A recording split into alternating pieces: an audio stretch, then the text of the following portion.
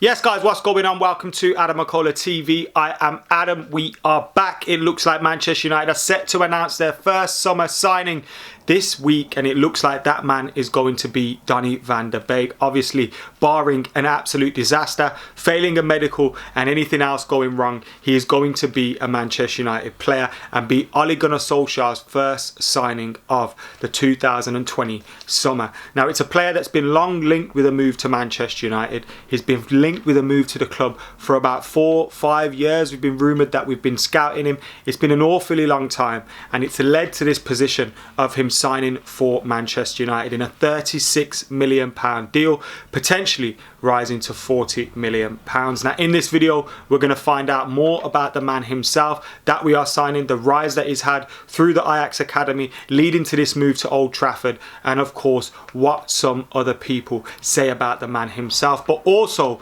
where he will fit in at Manchester United, because we know we're getting a player that can play in a number of positions. We know we're getting a player that comes into a position in midfield where we have a fair few others now. There's going to be the likes of Fred, Scott, McTominay, etc. looking around thinking, what does this mean for my future? But also, because of the positions he can play in, Andreas Pereira, Jesse Lingard, Juan Mata, their time on the pitch is going to be limited, and we're going to look at where he will fit in for Manchester United later in this video. But what I want you guys to do right now is hit that subscribe button, like, comment, share, all that good stuff, and keep it locked to Adam McKola TV. We have daily Manchester United content for you. United Daily Live every single evening at 10:30 PM and whenever there's breaking news, and of course more content just like this. Let's get stuck in though to this profile on Donny van der Beek. So as we've already mentioned, he's coming in at 23 years old, and at £36 million, potentially rising to £40 million roughly with those add-ons. We are getting an absolute bargain, and one of the bargains of the summer. When you look at the kind of clubs that he's been linked with, the likes of Barcelona, Real Madrid, who actually had a move agreed for him in January for €50 million. Now that move fell through once the coronavirus impacted La Liga and impacted Real Madrid. They could no longer make the deal happen, and that's why Donny van der Beek has been available and on the market. Edwin van der Sar has been speaking about it for the last couple of months and been saying United, Barcelona, Real Madrid, these are the kind of teams that are all interested in him. So he had a high profile of club after his signature, and if it wasn't maybe for the coronavirus, that move to Real Madrid probably would have gone through smoothly this summer. But he became available on the market, and it looks like Ole Gunnar Solskjaer is going to take advantage of that and bring him in to the Manchester United midfield. Now, he's been at Ajax since 2008, signing there as an academy player and rising through the ranks very quickly, playing for their B team and all that stuff before getting into the first team. He made his pro debut against Celtic in 2015 in the Europa League, and in his first proper full season in 2016-17, he ended that season playing as a sub in the Europa League final against Manchester United. Remember, we won 2-0. You might not remember, I was a little bit pissed up in Stockholm, but he came on as a substitute for the last 20-25 minutes, I believe. And that was when he was starting to get onto the scene for Ajax's first team, even though he had been highly rated and highly thought of and spoken of really well. I mean, you hear of the kind of fans of his dad spoken about, Johan Cruyff long being a fan of him, Dennis Bergkamp spoken highly of him, Frank de Boer spoken highly of him as well.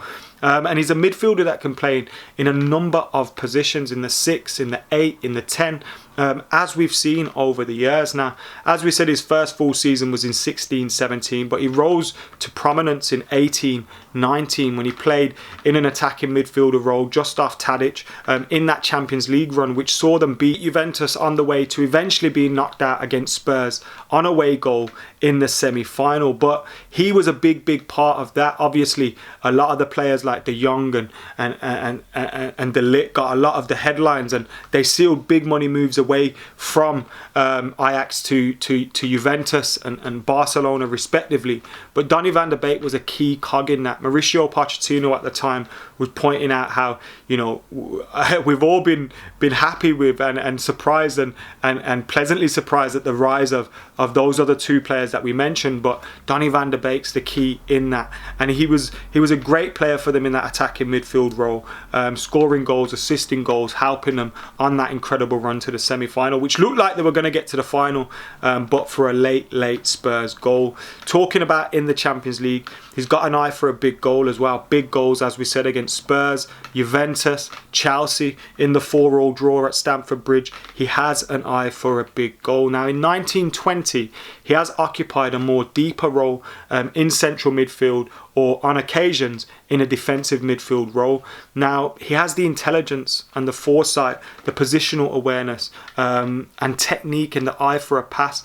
And what he likes to do is pass the ball and get up and involved in that play. He's not just going to sit there and watch his own pass. Now what will be interesting to see is, because of and we're going to look at how he will fit into the Manchester United team, is because of how he plays. He's a box-to-box midfielder. You know, he can create goals, he can score goals, he likes to make late runs into the box. Because of all those kind of things, and obviously with Manchester United having Pogba and Bruno, will he add that more reserved role into his play, or will it be Pogba that plays that if they play together? It'll be interesting to see how that develops. And obviously, him playing in that holding midfield position in Eredivisie, it's not the same as the Premier League. So, you know, we're going to see different sides to Donny van der Beek, and he's clear that he has those different sides in his locker. It was in the 1920 season where we got to see more of him in a more deeper role as well, central midfield, and occasionally in a holding midfield or a more defensive midfield position, a 6th position for Ajax in the 1920 season as well. Obviously, De Ligt and De Jong had left Ajax, so he was needed to drop a little bit deeper, and that brings with him great flexibility. 6, 8, 10. He can play in numbers of positions, and we need that flexibility in those positions because we know we can't play Nemanja Matic week in, week out. And if we do want to play a holding midfielder of sorts, then Donny van der Beek is possibly someone that can come into that position. Now, in my opinion, and the reason why we were linked with him so much in January is because we all thought Paul Pogba could possibly be off, and he would have been, you know, an ideal replacement for Paul Pogba and playing at that position. And that is obviously his more ideal role. He's not going to get in ahead of Bruno, and he's not going to get in ahead of Paul Pogba. We know that.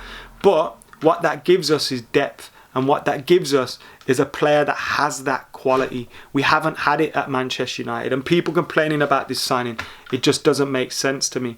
Now, obviously, come to everyone's attention in that attacking midfield role. But this last season, he's played a little bit more deeper. So we know he's got it in his locker.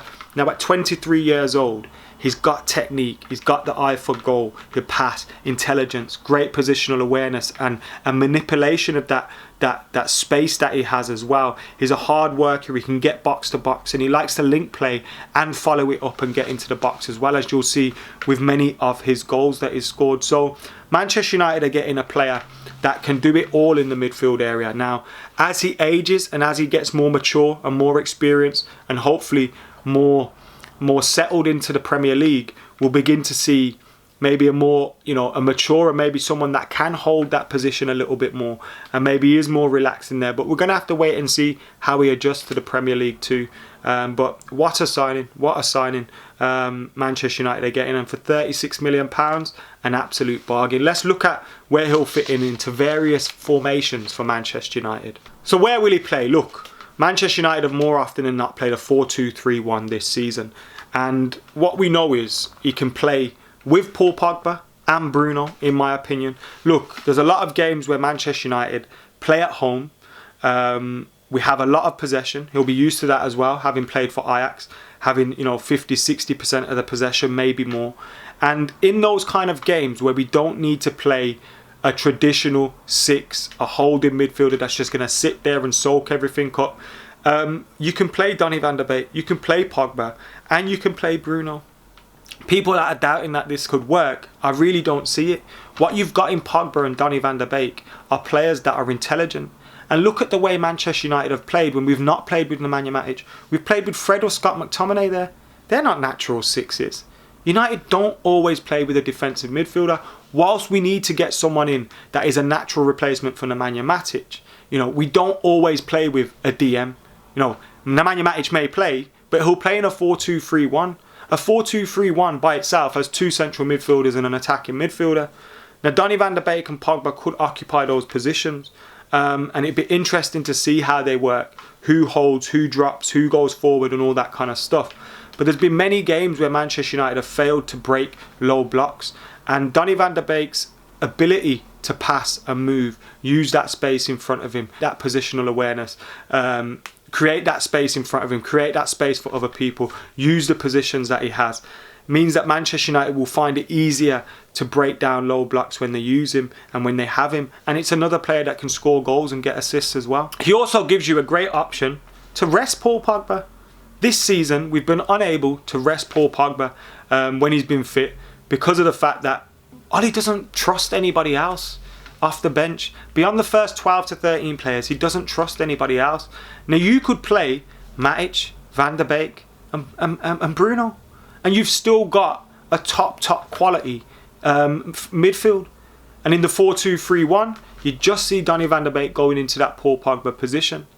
And again, strength in depth, quality in depth. People saying that Man United don't need this. We need this. We've been playing the likes of Pogba, Rashford through injury at times, through fatigue at times. We need to stop doing that. And to be able to compete on all 4 fronts, we're going to need to bring in more strength in depth. And this is that. Not only does it give you the option of resting Paul Pogba, you can rest Bruno.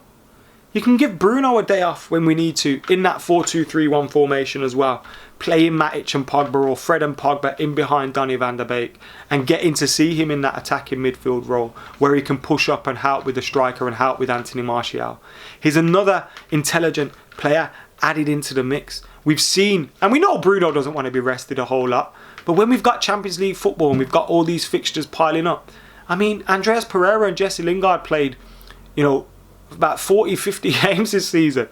Like, we've got the space to bring in someone like Donny van de Beek, even without changing the way we play at the moment. You've already seen he can occupy 3 spots in the team. He can either play with Bruno and Pogba, or he can free up Bruno and Pogba to have a rest. Now, we haven't seen this formation much, really, since Ole first came in and Ole was at the wheel, but we could play a 4-3-3 as well, with him occupying either a position in the number 6 or in the number 8. Again, you could play with Pogba and Bruno, or rest one of Pogba or Bruno and play him in that 4-3-3 for Manchester United. So it really does enable us to be able to have more quality in those areas. Look, McTominay and Fred are still going to be a big part of the squad unless one of them is shipped off, and it would probably most likely be Fred if anybody was going to leave Manchester United's midfield.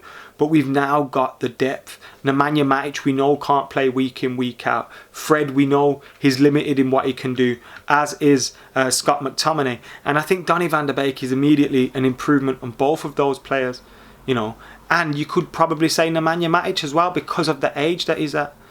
So for me, Donny van de Beek signing is a really intelligent and shrewd bit of business for United. And as we can see here in the 4-3-3, in those positions where he could fit in. Now, as we've said, that number 6 position is not the one that he's more suited to and he's maybe more natural in. He's played probably less games there than any of the other 2 positions, the 8 or the 10 position.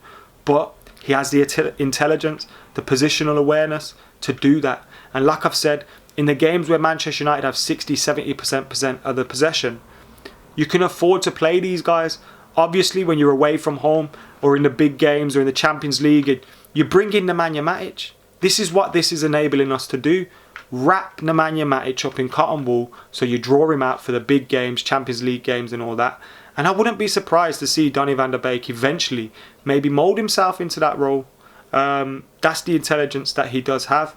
But again, it's freeing us up to rest some of these key players that we've seen play week in, week out for Manchester United and suffer because of it. We couldn't compete on all fronts. We had to rest players in the FA Cup semi-final. We lost out there. The Europa League, we couldn't really change anything.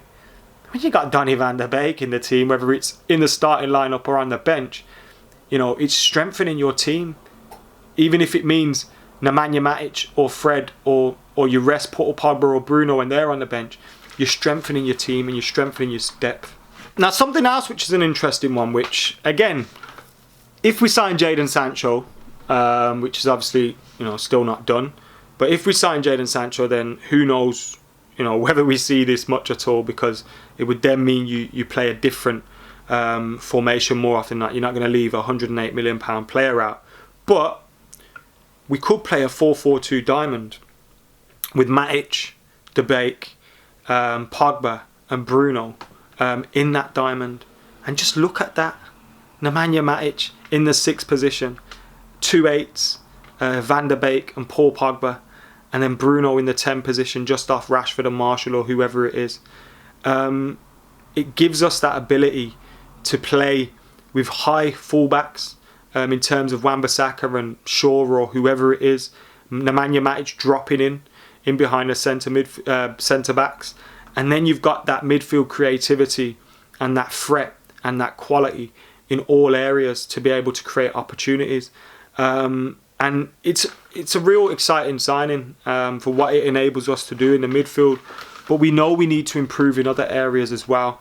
We know we need to get a centre half in. We need to get a right winger in. You're probably watching this video and we've already got those players in. But, you know, this signing is exactly a signing that United need. It's a shrewd bit of business at £36 million. He's a player that immediately strengthens your bench, strengthens your options in terms of your starting 11 as well. And you don't play with the same 11 week in, week out. People that are coming out saying, oh, I seen someone some idiot on the radio saying that must mean Paul Pogba's off, or, you know, oh, Bruno's not, you know, he's not going to play because of Bruno. Bollocks, of course he's going to play. He can play in 6, he can play in 8, he can play in 10. He's an intelligent player with great positional awareness, great creativity, the eye for a goal. He can do it all for us in midfield. So we should be more than happy about that and welcome him to Manchester United with open arms. Can't wait to see what he can do in a United shirt. Let us know your thoughts. Are there any formations that are left out that he could potentially work in? Get your thoughts in the comments below. Make sure you like and comment and share and subscribing. For now, I'm Adam McKola. I'm out of here.